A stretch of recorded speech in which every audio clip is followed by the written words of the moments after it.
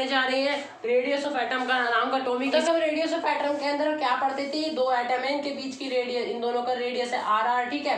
तो इन दोनों के बीच का डिस्टेंस टोटल हमारे क्या निकल जाता है, इन दोनों के सेंटर के बीच का डिस्टेंस d = 2r। तो अब तक हम रेडियस ऑफ एटम केस में सिंपली यही पढ़ते थे, लेकिन हम बात करेंगे क्यूबिक यूनिट सेल में। आप सभी को पता है ए बी सी इक्वल होते हैं, उनके सारे पैरामीटर्स इक्वल होते हैं, और अल्फा बीटा गामा जो साइड्स होती हैं वो 90 डिग्री के इक्वल होती हैं, ठीक है। और क्यूबिक यूनिट सेल में हमारी 3 बनती हैं, एक तो सिंपल, दूसरा फेस सेंटर, तीसरा बनता है हमारा बॉडी सेंटर, तीसरा बनता है हमारा बॉडी सेंटर। तो क्यूबिक यूनिट सेल में मैं तीनों के लिए ही आपको रेडियस ऑफ एटम निकाल के बताता हूँ। सबसे पहले हम देखेंगे सिंपल यूनिट सेल का radius of atom. Cubic unit cell में आपने क्यूबिक यूनिट सेल बना ली है, जिसमें आपको पता है कि कॉर्नर पे एटम्स होते हैं। तो इस कॉर्नर पे एक एटम मान लिए एक है, मतलब इस कॉर्नर पे एक एटम है, एक उस कॉर्नर पे एटम है, ये दोनों एटम आपस में जुड़ रहे हैं यहाँ पे बिल्कुल इस लाइन के पास, इस लाइन पे। इन दोनों एटम्स का रेडियस है स्मॉल r, और ये जो एज लेंथ है, तो एज लेंथ हमारी मान ली हमने क्यूबिक यूनिट सेल की है, तो हमारा a = r+r आ जाएगा, इसके इक्वली तो है ये, तो a = 2r आ जाएगा, तो r = a/2 इसकी एज लेंथ की इसकी रेडियस से रिलेशन बनती है। Face centered cubic unit cell में आपने क्यूबिक यूनिट सेल बना लिया जिसकी एज लेंथ है हमारी a, ठीक है। और हमारे फेस सेंटर पे मतलब क्या है, ये जो हमारा एटम है ये हमारा रखा है बिल्कुल एटम के एक फेस पे। तो ये पता है कि कॉर्नर्स पे भी एटम होते हैं, तो कॉर्नर्स पे एक एटम, एक कॉर्नर पे एटम ये रहा, एक फेस है की बात कर रहे हैं जो मैंने आपको ये डॉट लाइन से दिखाया। तो ऊपर वाला फेस हमने निकाल लिया, उस पे एक तो 4 कॉर्नर पे एटम होंगे और एक इस कॉर्नर पे होगा डायगोनली जो ये 2 एटम होंगे, तो ये 2 एटम हमने ले लिए, 2 एटम हमारे डायगोनली है, ठीक है। एक ये जो बीच में है ये हमारा हो गया ऊपर वाली फेस का फेस सेंटर्ड एटम, ठीक है। तो ऊपर वाला जो हमने फेस लिया इसकी जो डायगोनल है उसकी लेंथ कितनी है, 1r + 2r + r, मतलब इसकी टोटल लेंथ है 4r, ठीक है। तो इस तरह से आपको इस ट्रायंगल में भी बता सकते हैं, ट्रायंगल में बता सकते हैं। ये साइड आपकी ये देखिए ये है, तो ये एज लेंथ है, नीचे वाली भी एज लेंथ है, और ये वाला जो है ये जिसका डायगोनल है ये है हमारा 4, और इन दोनों के बीच का एंगल है 90, क्योंकि बताया था कि इसमें हर एक एंगल जो है वो 90 होता है। तो इन दोनों के बीच का एंगल है, यहाँ पे एंगल है 90। a² + a² = यहाँ पे 4r का होल स्क्वायर, ठीक है। तो यहाँ पे कितना आ गया 2a² = यहाँ पे 4r² 16r², 2 से कट गया एक बार में, ठीक है। तो a कितना आ गया हमारा यहाँ से 2√2r, a आ गया हमारा यहाँ से 2√2r। अब हम देखते हैं r की फॉर्म में क्या निकलेगा, r की फॉर्म में निकलेगा a/2√2, ये निकल गया हमारा r। a और r हमको दोनों के बीच में रिलेशन बनाने की r की फॉर्म में भी लिख सकते हैं हम उसे, हम a की फॉर्म में लिख सकते हैं, तो ये हमारा आ गया, ठीक है। अब हम देखते हैं फेस सेंटर में हमारा निकल गया a = 2√2r और r निकल गया a/2√2। अब हम देखते हैं हमारा सिंपल हो गया, फेस हो गया।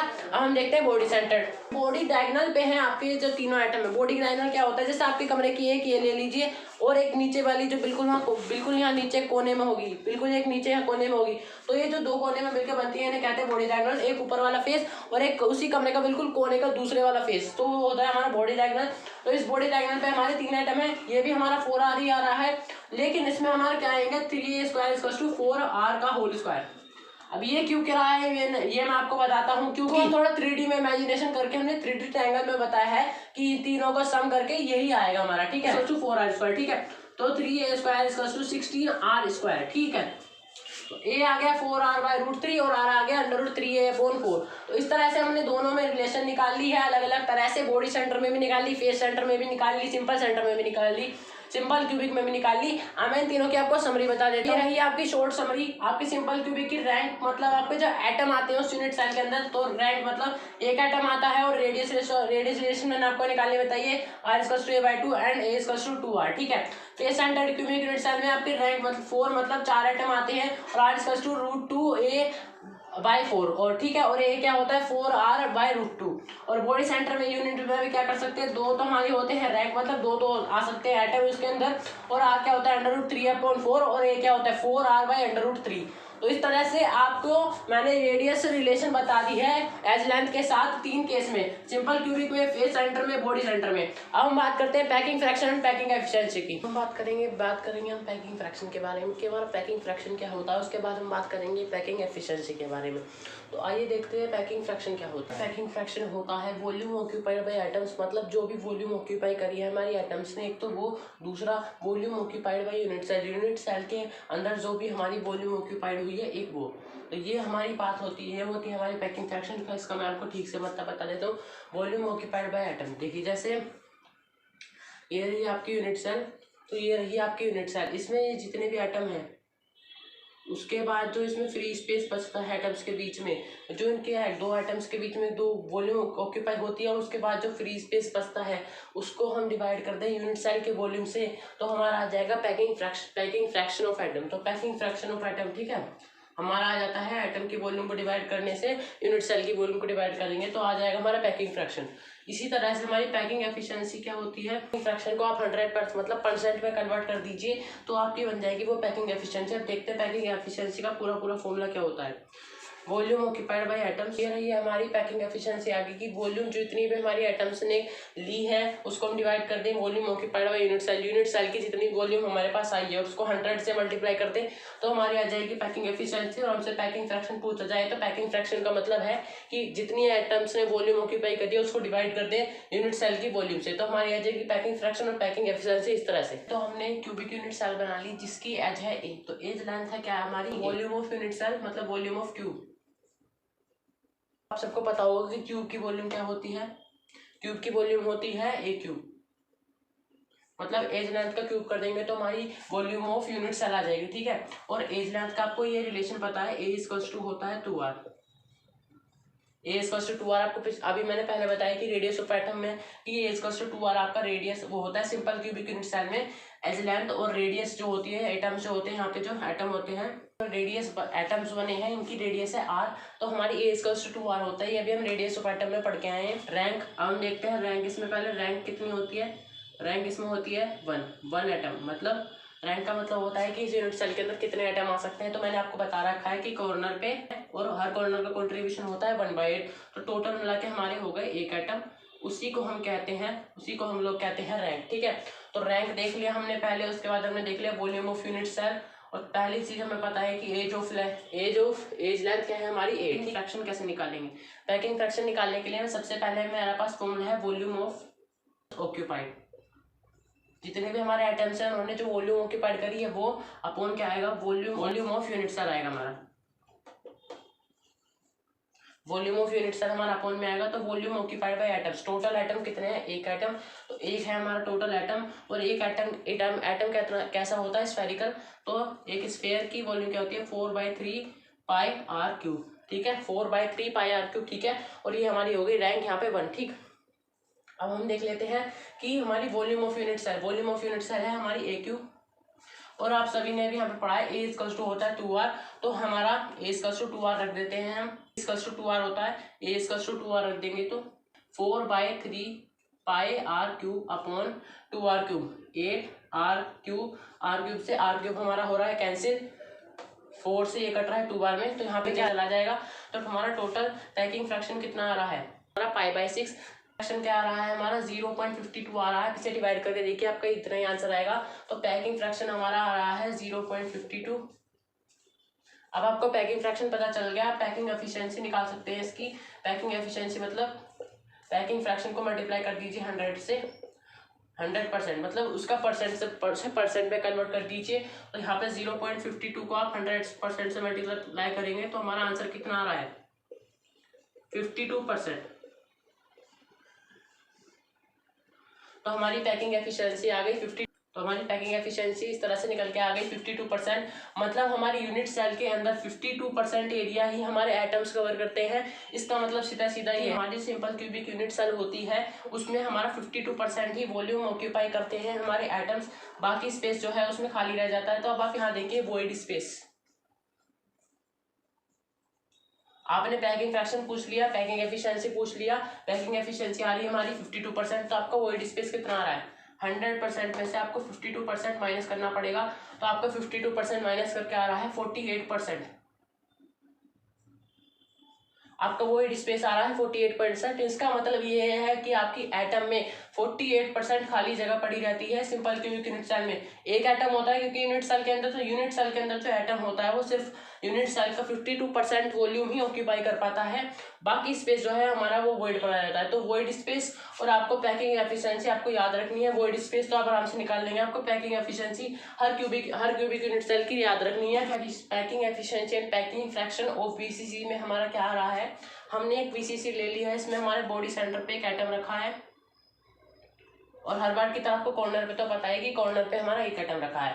तो इस बार हमारी रैंक कितनी हो गई, एज लेंथ तो हमारी अब की बार भी यही है, रैंक हो गई हमारी 2, क्योंकि इसमें एटम है हमारे टोटल मिला के 2, एक तो कॉर्नर पे है, टोटल में मिला के हमारे हो गए 2 रैंक, 2 हो गई हमारी रैंक, ठीक है। और इसमें हमारा जो रिलेशन है ए और आर के बीच का 3, और इस तरह से आप आर को भी कह सकते हैं, आर का क्या बनता है a√3/4। तो ये हमारा बनता है ए और आर का रिलेशन। मैंने आपको अभी बताया कि किस तरह से बनता है। सेल है वो कितना वॉल्यूम ऑक्यूपाई कर रही है, आपकी बार भी ये क्यूब है और क्यूब की यहाँ पे आपको एज लेंथ दी है ए, तो यूनिट सेल का अभी ये क्यूब है तो क्यूब का हमारा एरिया कितना वॉल्यूम कितना होता है ए क्यूब, और आप वॉल्यूम ऑक्यूपाइड बाय एटम,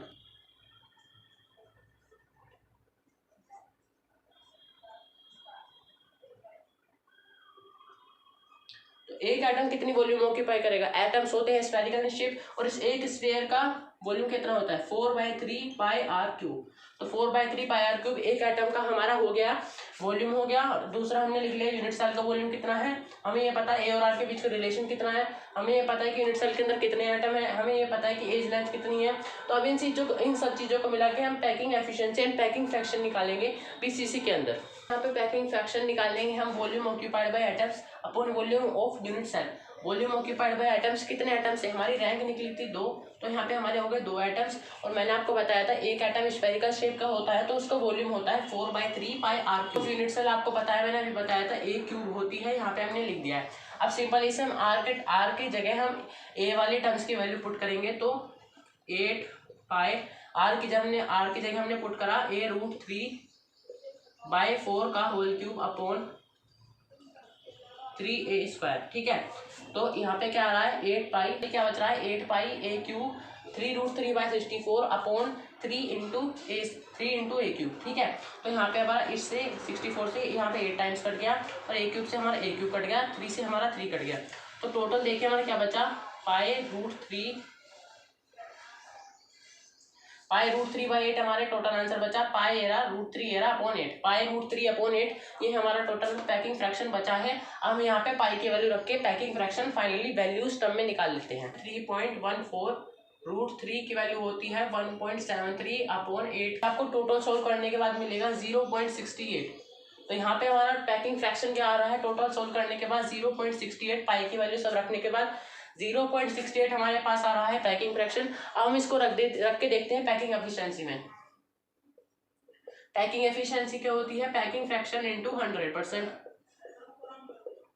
तो पैकिंग फ्रैक्शन आ रहा है हमारा 0.68% इंटू 100% कर देंगे हम, तो हमारा टोटल कितना आ जाएगा, तो टोटल हमारी पैकिंग एफिशिएंसी कितनी आ जाएगी इसकी 68%। इसकी हमारी टोटल पैकिंग एफिशिएंसी क्या आ गई 68%। इसका मतलब ये है कि बीसीसी के अंदर सिर्फ 68% ऑफ यूनिट सेल जो है उस 68% वॉल्यूम जो है यूनिट सेल की वो 68% की बस कवर रहती है हमारे एटम से, बाकी जो है हमारी खाली रहती है हमेशा। तो यहाँ पे हम देख लेते हैं कि वॉइड स्पेस कितना है। के लिए आप हमेशा एक बात याद रखिए, 100 से माइनस कर दीजिए अपनी पैकिंग एफिशिएंसी को। तो आपने 100 से माइनस कर दिया 68 को, तो यहाँ टोटल आपकी वॉइड स्पेस कितना आ गया 32% आपका आ गया वॉइड स्पेस। तो आपको हर केस में सिंपल यूनिट हो, बीसीसी हो, एचसीसी हो, इसमें आपको एक तो याद रखना है कि आपकी पैकिंग एफिशिएंसी कितनी आई थी, दूसरा आपका वॉइड स्पेस कितना था। वॉइड स्पेस याद करना बहुत ईजी आपको, और आपको पैकिंग एफिशिएंसी निकालनी आनी चाहिए। अब हम देखते हैं packing efficiency and packing fraction for face centered unit cell. Packing efficiency and packing fraction of face centered unit cell. अब सबसे पहले हम एक यूनिट सेल बना लेते हैं। हमने एक यूनिट सेल बना ली है जिसकी एज लेंथ में रैंक कितनी होती है, इसमें रैंक होती है हमारी 4 एटम की। अब वो 4 एटम किस किस तरह से होते हैं मैं आपको बता देता हूँ। 8 कॉर्नर होते हैं तो हमारा उसका कंट्रीब्यूशन होता है 1, तो कॉर्नर पे टोटल एटम होते हैं 1 एटम, ठीक है। दूसरा इसके होते हैं फेस सेंटर पे, फेस सेंटर पे इसके हैं 6 फेस, तो 6 तो इस पे फेस है, हर फेस का कंट्रीब्यूशन होता है 1/2। तो टोटल फेस सेंटर पे कितने एटम हो गए 3 एटम हो गए। तो टोटल मिला के हमारे कितने एटम हो गए? 4 एटम। होता है √2a/4। इस केस में हमारा रेडियस ऑफ एटम जो है वो होता है √2, एज लेंथ a है, एज लेंथ बाय 4, ठीक है। तो ये हो गया r और a के बीच का रिलेशन। अब हमें पता है कि वॉल्यूम ऑफ यूनिट सेल, जो होती है a क्यूब, और हमें ये भी पता है वॉल्यूम ऑफ एटम होती है 4/3 πr³ होती है हमारी एक एटम की वॉल्यूम। तो अब हम इस सबको पुट करते हैं पैकिंग फ्रैक्शन के फॉर्मूले में। तो पहले निकालते हैं packing fraction, atoms upon volume of unit cell. तो एटम्स के द्वारा कितनी वॉल्यूम ऑक्यूपाई करी जा रही है? टोटल हमारी रैंक आई थी 4, तो 4 तो हो गए हमारे एटम। एक एटम के वॉल्यूम कितनी होती है? 4/3। कहा है कि वॉल्यूम ऑफ यूनिट सेल, आप सभी को पता है a³ होती है, क्योंकि हमारी यूनिट सेल है वो अब a³ ही है, क्यूबिकल यूनिट सेल है सारी, ठीक है। पाई की वैल्यू रख दी, तो हमारा टोटल आंसर आ रहा है 0.74। तो हमारा पैकिंग फ्रैक्शन क्या आ रहा है? 0.74। अब हम देखते हैं पैकिंग एफिशिएंसी और वॉइड स्पेस कैसे निकालेंगे। देखिए हमारा पैकिंग फ्रैक्शन कितना आया था? 0.74 हमारा आया था पैकिंग फ्रैक्शन। अब हम देखते हैं अपनी पैकिंग एफिशिएंसी कैसे निकलेगी। वो निकलेगी पैकिंग फ्रैक्शन इंटू 100% करने से हमारी पैकिंग एफिशिएंसी निकल जाएगी, पैकिंग फ्रैक्शन इंटू 100 करने से। तो पैकिंग फ्रैक्शन हमारा क्या रहा था? 0.74 इंटू 100% कर देंगे तो हमारा टोटल कितना आ जाएगा? 74% आ जाएगी हमारी पैकिंग एफिशिएंसी। 74% आ गई हमारी पैकिंग एफिशिएंसी। केवल 74% of volume of unit cell का केवल 74% वॉल्यूम जो है ऑक्यूपाइड कर पाते हैं एटम्स। क्या हम देख लेते हैं वॉइड स्पेस। अब वॉइड स्पेस के आगे 26% हमने क्या करा? 100 से माइनस कर दिया अपनी पैकिंग एफिशिएंसी को। तो टोटल हमारा वॉइड स्पेस भी निकल के आ गया, हमारी पैकिंग एफिशिएंसी भी निकल के हमारा पैकिंग फ्रैक्शन भी निकल के आएगा। ये लीजिए हमने एक टेबल बना दी। अब तक आपने जितना भी पढ़ा है ये जो है चीज ऐसा नंबर नहीं है जो आपके शुरुआत में होते हैं, ये आपके रैंक है, मतलब कितने एटम पर एटम है, कितने एटम है आपकी यूनिट सेल के अंदर। एक तो वो है, ये है यूनिट सेल के नाम, ये है ए और आर का रिलेशन जो आपने अभी पढ़ा, ये है पैकिंग एफिशिएंसी, ये वॉइड स्पेस। तो आपने अब तक की 2 वीडियो में जो भी कोई मेन चीज देखी वो इस टेबल के अंदर आ गई है। नेक्स्ट लेक्चर में, तब तक के लिए गुड बाय। और आपने अब तक मेरे चैनल को सब्सक्राइब नहीं कराया तो सब्सक्राइब कर लीजिए। अपनी फ्रेंड के साथ इस वीडियो को जरूर शेयर कीजिए, इस वीडियो को लाइक करना ना भूलें। Okay guys, bye bye.